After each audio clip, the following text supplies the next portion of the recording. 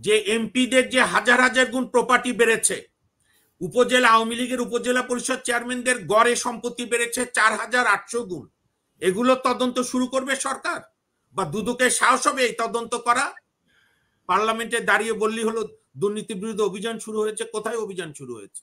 আরো বেনজির, আরো আজিজ, সে ডক্টরেট 4টা করুক, 5টা করুক, হার্ভার্ডে পড়ুক, কেমব্রিজে পড়ুক, অক্সফোর্ডে পড়ুক, জাহান্নামে পড়ুক, চোর চোর, বিশ্ব বাটপার।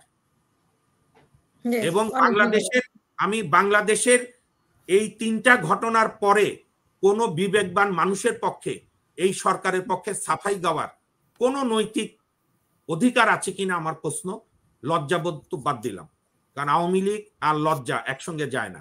ঠিক যেরকম আওয়ামী লীগ আর গণতন্ত্র একসঙ্গে যায় না, এটা হয়ই না, ডিএনএ নাই। এস আলমের এইটা কি টাকার আপনি মওকুফ বলছেন?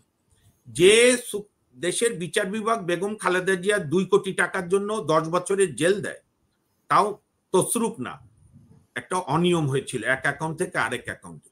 সেইখানে এই যে আজকের যে বেঞ্চ এই রুল দিয়েছে, এই বেঞ্চই সুমোটো রুল দিয়ে বলেছিল এস আলমের এই যে কোটি কোটি অর্থ পাচারের যে বিষয়, 10,000 কত কোটি যেন, আমি তদন্ত করা যাবে না, না ইনকোয়ারি করেন, জাস্ট ইনকোয়ারি, তদন্ত না।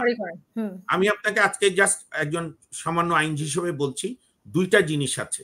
কেস হওয়ার পরে ইনভেস্টিগেশন হয়, সেটাকে ইংলিশে বলে ইনভেস্টিগেশন, তদন্ত। আর ইনকোয়ারি হচ্ছে কেস হওয়ার আগে অনুসন্ধান। এবং দুদকের জন্য হ্যাঁ, বিএনপি অনেক ভালো কাজ, খারাপ কাজ, যে কাজই করুক, বিএনপির অন্যতম একটা ভালো কাজ প্রয়াত মওদুদ সাহেব এবং বেগম খালেদা জিয়া ওই ক্যাবিনেট 2004 সালে দুর্নীতি দমন কমিশন আইনের মতো একটা শক্তিশালী আইন করে গিয়েছিল, যেটাকে স্বাধীনভাবে এই সরকার কাজ করতে দিলে আমার মিলন ভাইকে এত ইনিয়ে বিনিয়ে, বোধহয় উনি প্রফেসর ওয়াহিদুল হকের কথা বলছেন, এরশাদের সময় অল্পদিন অর্থমন্ত্রী ছিল, হ্যাঁ, এত দূর যেতে লাগতো না, এত জায়েজ করতে হতো না। আইনের শাসন করেন ভাই। আপনাকে প্রথম কথা, আপনার একটু জোর করে আপনার নেত্রী ক্ষমতায় আছে, আপনাকে কে এত কষ্ট করতে বলেছে? আপনি ভোট দেন, নিরপেক্ষ ভোটে যে জিতবে সেই ক্ষমতায় থাকবে, আপনি জোর করে কেন সেবা দিচ্ছেন? সেবার নামে কি করছেন আমরা দেখছি তো। আপনি ওইটা বাদ দেন। মিলন ভাই এটার একটা উত্তর দিতে পারবে? তাহলে আগামী 7 দিন পর উত্তর দিক। যে এমপিদের যে হাজার হাজার গুণ প্রপার্টি বেড়েছে, উপজেলা আওয়ামী লীগের উপজেলা পরিষদ চেয়ারম্যানদের গড়ে সম্পত্তি বেড়েছে 4800 গুণ, এগুলো তদন্ত শুরু করবে সরকার? বা দুদকের সাহস হবে এই তদন্ত করা? পার্লামেন্টে দাঁড়িয়ে বললি হলো দুর্নীতি বিরুদ্ধে অভিযান শুরু হয়েছে। কোথায় অভিযান শুরু হয়েছে? কাজেই আশার আলো হচ্ছে যে হাইকোর্ট একটা উদ্যোগ নিয়েছে, 3 মাসের মধ্যে প্রোগ্রেস রিপোর্ট জমা দিতে বলেছে। আপনার আমাদের সরকারি চাকরি বিধান যেটা বিধিমালা 1979, সেইখানে দেখেন, সেইখানে 13 ধারায় আছে, আমি জাস্ট 1 মিনিটে পড়ে শেষ করে দিই।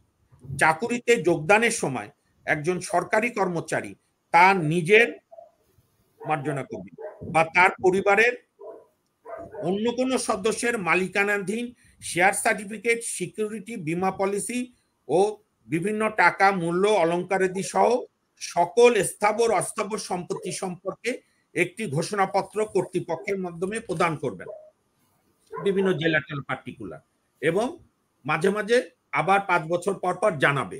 আমি মিলন ভাই এবং নাজমুল হাসান কলিমুল্লাহ সাহেব, মাহমুদ ভাই দৃষ্টি আকর্ষণ করি, খুব দ্রুত টেমস নদীর পারে, মিসিসিপি নদীর ধারে যাওয়ার দরকার নেই।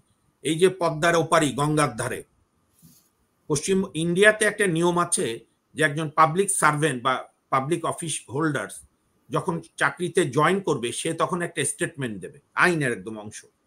এবং যখন সে রিটায়ার করবে, রিটায়ারমেন্টের পর, আগে রিটায়ারমেন্টের দিন তার আবার প্রপার্টির হিসাব দেবে। সরকারের একটা আপনার এনফোর্সমেন্ট ডিপার্টমেন্ট আছে এবং বিভিন্ন অ্যান্টি কারাপশন ব্যুরো আছে, তারা তাদের একটা ডিপার্টমেন্টই আছে, তারা এটা টালি করবে, টালি করে দেখবে যে সে চাকরিতে যখন ঢুকেছিল আর এখন 30 বছর বা 25 বছর, 35 বছর, হোয়াট এভার মেবি, এই চাকরি করার পরে তার প্রপার্টি 10 গুণের চেয়ে বেশি বেড়েছে কিনা।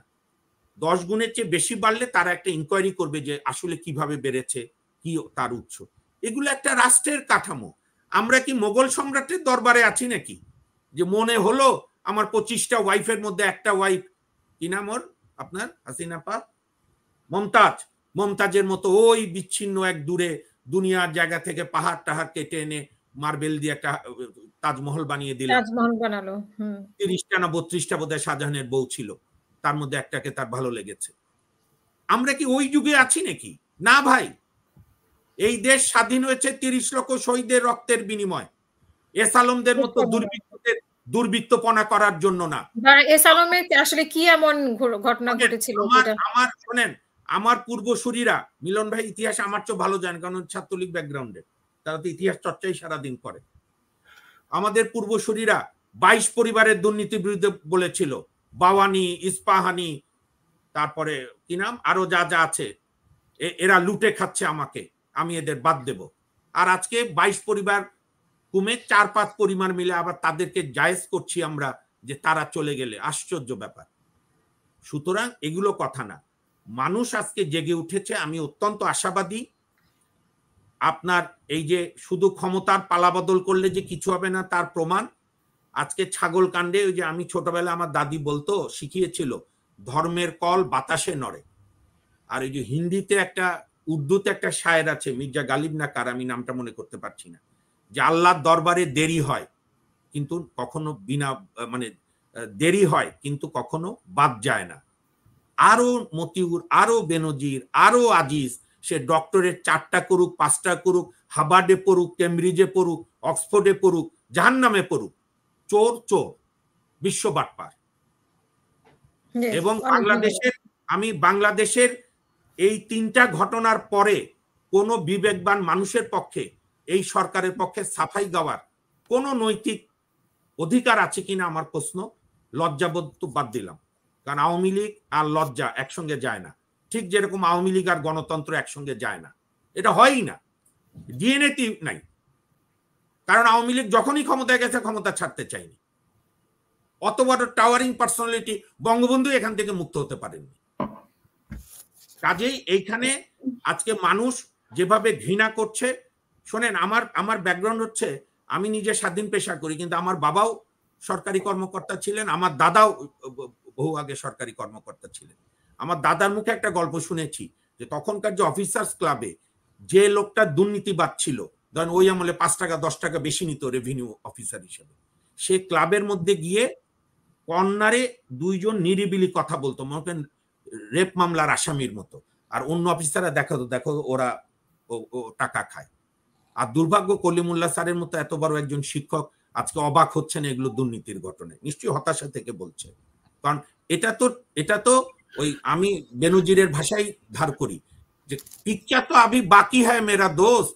এটা তো ছোট ছোট সিপাইয়ের দেখছেন, আপনি টপ মোস্টদের পরিবার বাদ দেন, আপনি একটা র্যান্ডম, মিলন ভাই আপনার দলকে বলেন যদি সৎ সাহস থাকে, র্যান্ডম আপনার জেলা কমিটির আওয়ামী লীগের যে কোনো 15 জেলার প্রেসিডেন্সিটির সম্পদের হিসাব নেন, লজ্জায় মাথা কাটা যাবে। হাওয়া ভবন এখন প্রত্যেক ইউনিয়নে। এরশাদের কবরে গিয়ে মাপ চাওয়া উচিত আপনার আমার সবার, যে লোকটাকে এক মুহূর্তের জন্য শান্তি দেয়নি এই অবস্থার জন্য। আমি তাই বলে এরশাদকে জায়েজ করছি না। ঠিক যেরকম পাকিস্তানের ব্যর্থতা ব্রিটিশ শাসনকে জায়েজ করে না, বাংলাদেশের বর্তমান সরকারের দুঃশাসন পাকিস্তানকে জায়েজ করে না বা এরশাদকে জায়েজ করে না, কিন্তু আমি জাস্ট কম্পেয়ার করলাম। সুতরাং এখান থেকে উত্তরণের পথ হচ্ছে বিবেকের বোতামগুলো, মিলন ভাই সুন্দর কোটি পড়েছেন, সজ্জন মানুষ, অলরেডি বোতাম খুলে রেখেছেন মিলন ভাই, আপনি বিবেকের বোতামগুলো খোলেন। দল বড় না, দেশ বড়, মাতৃভূমি বড়, মুক্তিযুদ্ধ বড়।